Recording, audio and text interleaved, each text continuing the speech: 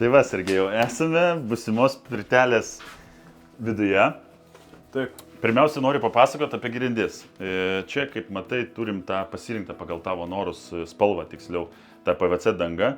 Kas yra labai faina ir pakankamai unikalu, sakykime taip, kad visas yra nuolydis suformuotas į vieną tą išbėgimo centrinį tą trapą ir visas ta drėgmė, visas, reiškia, vanduo, visi tie dalykai bėgs į vieną vietą, nereikės tau čia šluoti, kažko daryti. Ir noriu tau parodyti, kaip mes darom tą grindų sumuštinį, liaudyje vadinamą. Tai iš apačios pagrindas yra padarytas iš drėgmės atsparios plokštės. Tada, reiškia, C24 pastave yra 145 mm storio karkasas. Žinoma, dedam tada vatą, kuri šiluminė izoliacija yra. Tada dedam dar plėvelę, papildomą tą vadinamą makaroną.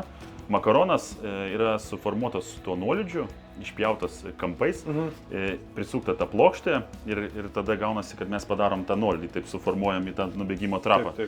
Dailylentės mes prikeliam nuo žemės, kad ta drėgmė nesikauptų tose dailylentėse, tai yra būtinas dalykas.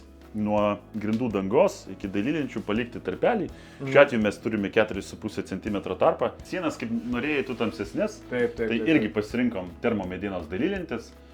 Geras sprendimas, nei brinksta, nei traukiasi, nei skečiasi, nei džiūsta jos, tai viskas su jom labai gerai.